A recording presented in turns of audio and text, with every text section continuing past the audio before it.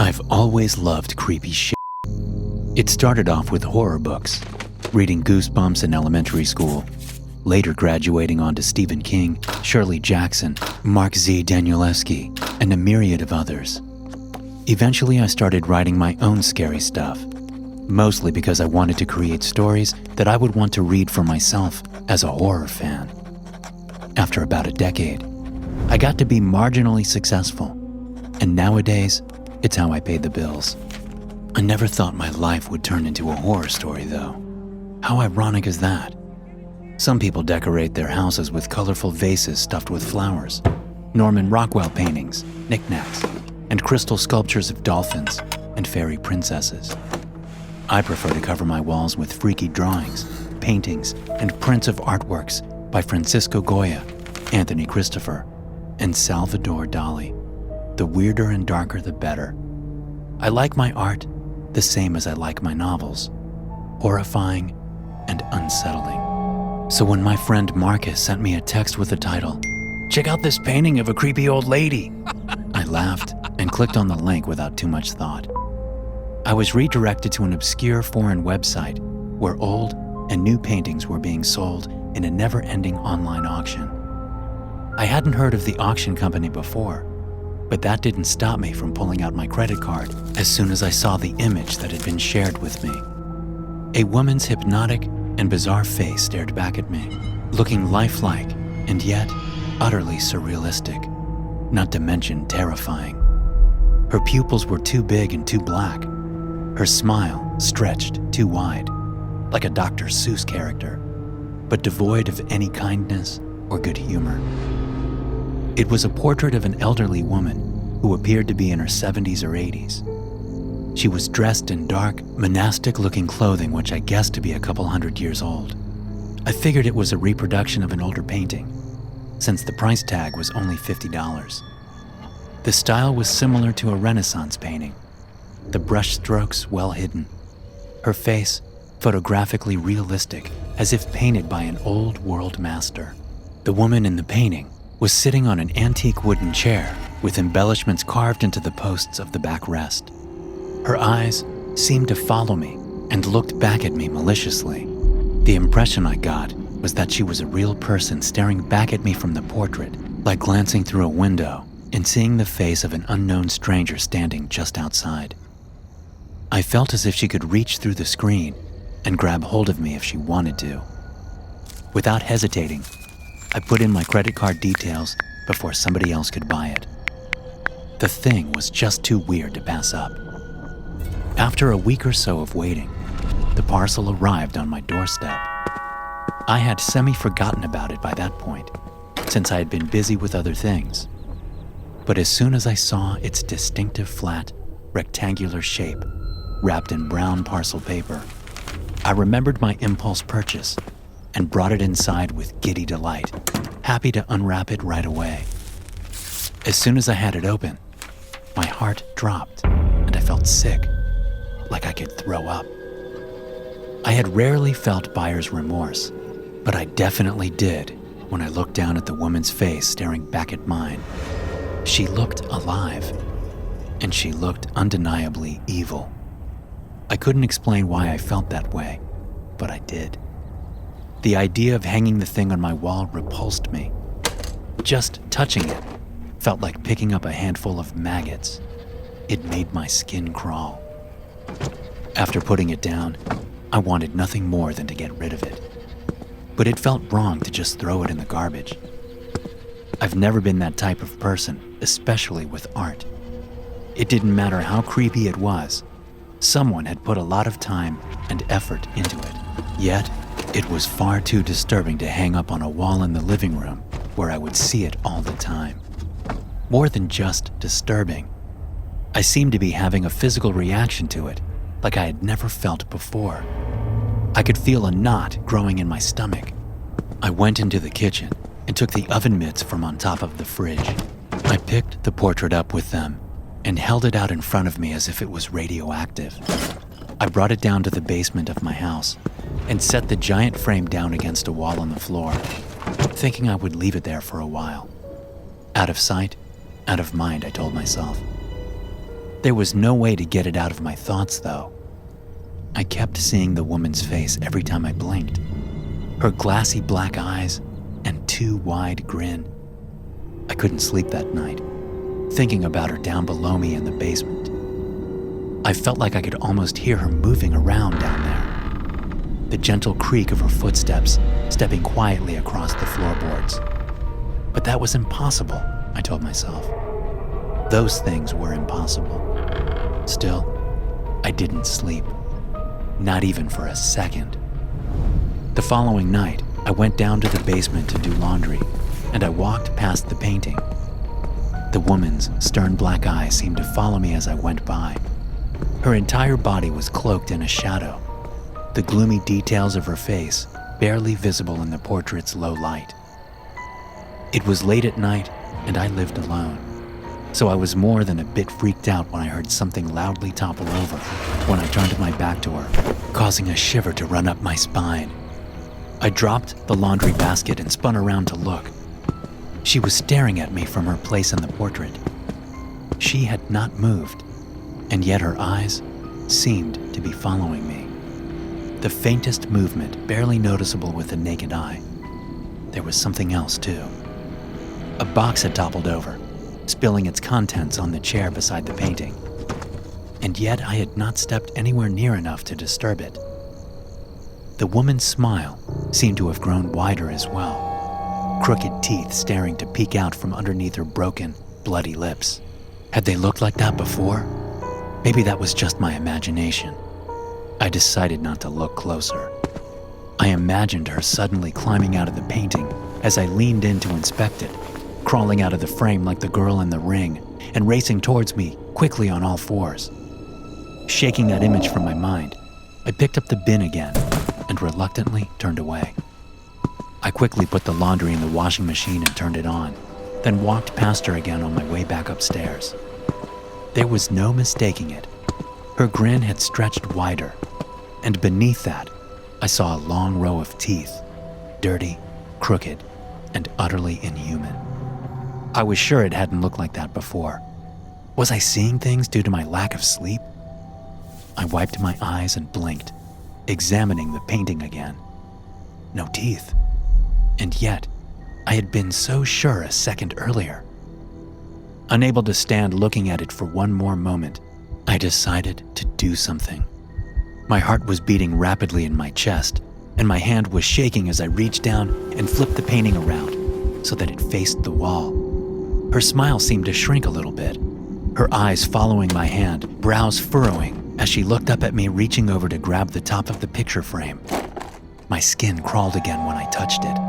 I fought the urge to retch and spun it around quickly, as if it would burn me if I held on for too long. When she was facing the wall, I felt no better, only more uneasy, as if I had turned my back on a deadly enemy. Again that night, I heard someone in the basement moving around, walking from room to room. I was just glad she didn't come up the stairs, but I had a feeling she would, and soon. That whole night, I stayed awake, listening for the footsteps. Every so often I would hear them, and every so often there would be a titter of muffled laughter, bemused and unsettling. The next morning I called a friend over. I needed someone else to look at it, to make me feel less alone, I suppose. I was hoping the presence of another person would make things better somehow, but I was wrong. My friend Brent came by, and I brought him down to the basement immediately. He took one look at the painting, which was now mysteriously tipped over, facing upwards, then walked straight out of the room saying, "Nope." He went back up the stairs and out the front door of the house, much to my amazement. I followed him and stood with him on the front steps. Brent was out there with his hands on his knees, bent over, and looking oddly out of breath. But then I realized he wasn't just short of breath. He was completely terrified. "Where the hell did you get that thing?" he asked, his speech fast and stuttering. You can't keep it. You can't. It's evil, possessed. It looked right at me. How can you sleep with that thing in your house?" Brent hadn't stuttered since back in elementary school, except the odd time when he was really stressed out. He'd seen speech-language experts for years and had eventually cured himself of the speech disorder. It only came out when he was really upset. I haven't slept a wink since I got that thing. He looked me dead in the eyes. Get rid of it. I told him I would, with every intention of throwing it in the trash or burning it after he left. But for some strange reason, I could not. I decided I had to do something with it first. I had to find out some answers. The next day, after another restless night of tossing and turning, I brought the painting out to my car. We were going to go for a little drive together. I had wrapped it up in a blanket, and the portrait was covered up so nobody could see it. Mostly because I didn't want to look at it, especially while I was driving. There was an art expert about a 2-hour drive away from my house. I had looked him up online and found he was a well-established authority on all things creepy and disturbing. It had taken a while to find someone with his reputation. The better part of the previous day, in fact. While I drove, I looked back at the painting in the rearview mirror occasionally. From underneath the blankets, I could have sworn I saw subtle movement. The bend and ripple of the sheet kept catching my eye and distracting me from the road ahead. It could have been the wind, but it wasn't. I was certain of it. "You've got yourself quite an antique by the looks of it," the man said, beginning to pull back the blanket to reveal the gilded frame. I realized I was holding my breath, closing my eyes, waiting for his reaction when he saw the horrifying woman in the portrait. But when he finally gasped in astonishment, I realized it was not a fearful sound, but one of admiration. "Remarkable." Opening my eyes, I looked at what he was seeing. The face of the woman in the portrait was not the same. I did a double take and wondered for a moment if he had switched them out when I wasn't paying attention. But no, it was the same frame, the same woman in the portrait. Only her expression had changed remarkably. Instead of the horrifying smile, she now wore a benign look on her face, a passive, good-natured smirk that I was unaccustomed to seeing on her. "Magnificent chiaroscuro. That's a technique which involves heavy-handed use of shadows and darkness with little light, in case you aren't familiar. But the brushstrokes? My goodness. Utterly invisible," he said, holding up a loupe to examine it closely. "It looks as if she's alive. Someone went through a lot of trouble to make this. Do you have the provenance?" The bravo what? I should have known the word. I did, in fact, but was far too tired to remember what it meant at that moment. I'd now gone nearly 4 full days without sleep and was dead on my feet. "Any idea of its origins or its age?" "No, sorry. I got it online at this site," I said, pulling out my phone and trying to show him. But the website no longer existed as far as I could tell. "Weird. I guess it's down right now. I'll send you the URL." He thought about it for a few minutes, going over the painting with various tools and magnifying lenses. "Ah, here's something," he said excitedly. "What's that?" I asked. "Damn, I can only see part of the signature. I'll have to take it out of the frame. Can you leave it with me until tomorrow?" I agreed, unsure of how to explain to him the situation other than to say, "Be careful with it." In retrospect, I guess I should have. I should have at least tried. Poor bastard. The art expert didn't pick up the phone the following day, and I thought maybe he just needed more time with the piece. But inside, I knew something was very wrong already. I had slept for the first time in 4 nights, no longer hearing the footsteps creaking on the floorboards beneath me anymore. And I wanted one more night of peace before hearing the truth from the man I'd left the picture with. Selfish, I know. In retrospect, I was just terrified to go back there. Who knew what I would find? After one more night of rest, I called the art expert again, and once more I received no answer, no callback. Getting worried for the old guy now, I got in my car and started driving first thing in the morning, I didn't eat breakfast, feeling like I would throw it up if I did. Despite the lack of food in my belly, it felt like there was a cinder block sitting inside of it the whole drive there. I just hoped he was okay. When I arrived at the man's studio, I found the front door was unlocked. I entered the small foyer and found it dark and empty inside. He did not come out to greet me this time, and the sense of dread I was feeling continued to grow and swell inside of me.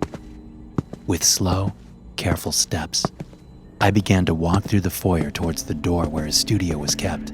That was where I had last left him, and I hoped that I would open the door to find him standing there, working on something. I no longer cared about the painting. In fact, I hoped that he had destroyed it in my absence. That way I wouldn't have to do it. The last 2 nights had given me a clearer mind, and the sleep had afforded me perspective and insight into the situation. The thing had to be destroyed, but it had some power over me which had prevented me from doing so. I had been tricked into hanging on to it and showing it to more and more people. Pushing open the door marked studio, I went inside the dark room. "Hello?" I called out in the blackened space. A soft gurgling noise responded. It sounded bubbly and wet. I reached over to turn on the light, but found it no longer worked. The room stayed drenched in darkness. And then I heard that same familiar titter of laughter I had heard from my basement. Her. My heart now pounding in my chest, I swallowed a dry lump in my throat. Reaching for my phone, I pulled it out and tried with trembling fingers to turn on the flashlight app.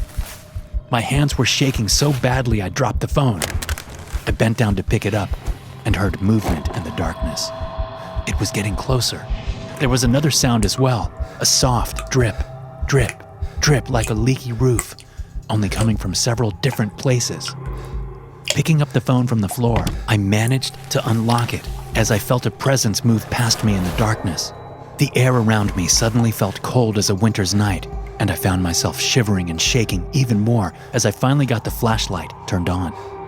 The light came on, casting the room in its harsh white glow. Chiaroscuro.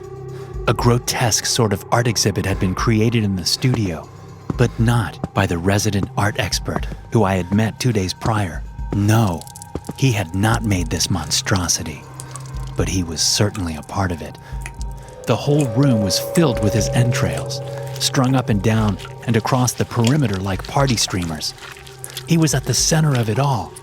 His body had been disemboweled and his guts had been pulled out and wrapped around the room. His limbs had been removed as well, but were nowhere to be seen. That was when I saw the most horrifying part. He was still somehow alive.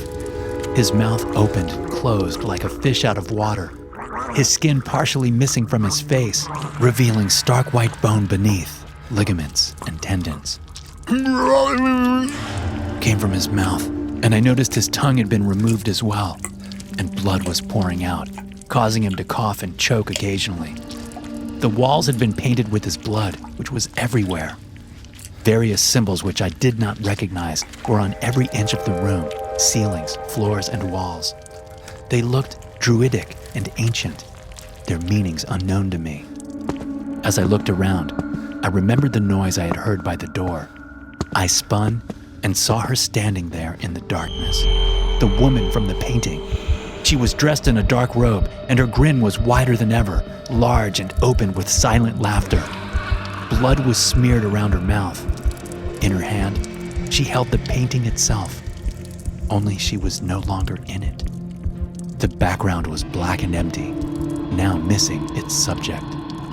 Realizing suddenly what was happening, I noticed that her entrancing eyes were coming towards me. She was coming towards me. How long had I been standing there, zoned out?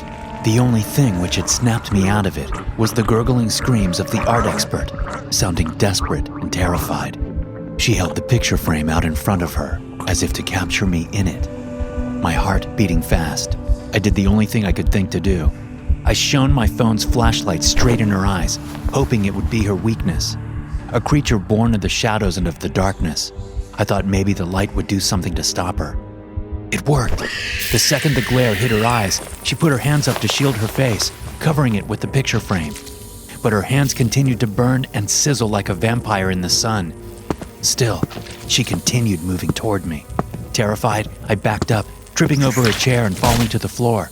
The phone fell from my hand and clattered away in the direction of the art expert. His face was lit up, looking at me in its harsh glow. Smith, He yelled, struggling to speak without a tongue, looking close to death from blood loss. He was looking at the wall, and I could see a light switch there. Struggling to my feet, I saw she was nearly on top of me and heard her quietly whispering some sort of prayer or chant under her breath. I ducked away just as she brought down the portrait where my head was a moment before. I had the feeling if I hadn't gotten out of the way, I would be stuck inside that painting now, just like she had been. In the dull light, I managed to find the light switch on the nearby wall with my hand and flicked it on, casting the entire room in harsh white artificial light. The woman from the painting screamed, her skin boiling and steaming in the glow of the fluorescence. Boils and blisters bloomed and burst on her skin, pus and blood running out in a stream. Covering her face with her robes, she ran to the door and fled just as she was about to catch fire, judging by the looks of it. I hoped she would leave, but she didn't. Her footsteps stopped just outside the door. She's still out there in the foyer, waiting for me in the darkness, waiting for the sun to go down, waiting for me to try and leave. I can hear her pacing as she waits for me to come out, the next subject for her painting. The art expert is dead now. He stopped breathing a few minutes ago. It's just me left, with his bloody guts strewn around the room and strung up like a giant intestinal spiderweb all around me. The drip, drip, drip begins to slow down as his blood coagulates, and the blood-painted symbols on the walls begin to move and shift and morph as the one working fluorescent bulb in the room flickers and suddenly goes out. I really wish I'd just burned that damn painting. Thanks for listening. If you enjoy these stories, be sure to subscribe to the podcast and check out some more of my episodes here.